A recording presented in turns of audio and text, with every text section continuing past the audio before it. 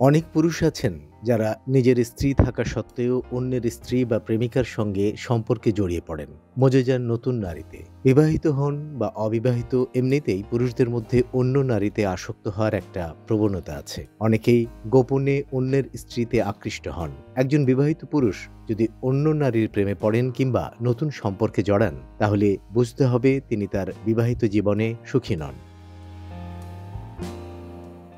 তাছাড়া সমীক্ষায় দেখা গিয়েছে বিবাহিত পুরুষদের মধ্যে প্রতারণার সম্ভাবনা নারীদের তুলনায় বেশি। একজন বিবাহিত পুরুষ বিভিন্ন কারণে অন্য নারীর প্রতি আকৃষ্ট হতে পারেন। কেন পুরুষের চোখে অন্যের স্ত্রী এত আকর্ষণীয় হয়? স্ত্রীর থেকে অনেক ধরনের প্রত্যাশা থাকে স্বামীর। হয়তো স্ত্রী সেই প্রত্যাশা পূরণ করতে ব্যর্থ হন, আর সেই অপূর্ণ প্রত্যাশাই পুরুষদের অন্য নারীর কাছে নিয়ে যায়। সবচেয়ে বড় কথা, একঘেয়েমির কারণে সঙ্গিনীর প্রতি আকর্ষণ হারিয়ে ফেলে। পুরুষ তার চোখ দিয়ে যে নারীটিকে রোজ দেখে, তার মধ্যে বিশেষত্ব থাকলেও একঘেয়েমির কারণে স্ত্রীকে হয়তো আর তত সুন্দর মনে হয় না। তখন অপেক্ষাকৃত বেশি সুন্দরীর দিকে মন চলে যায়।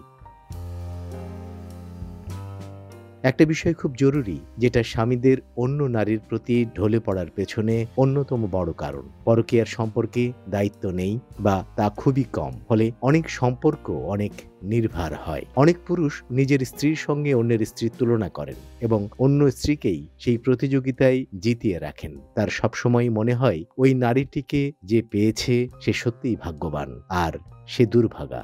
আর থাকে যৌনতার প্রশ্ন। সংশ্লিষ্ট পুরুষটির যৌন চাহিদা যদি মাত্রা ছাড়া হয়, তবে অনেক সময়েই উল্টো দিকের নারীটি সেই তালে তাল মেলাতে পারে না।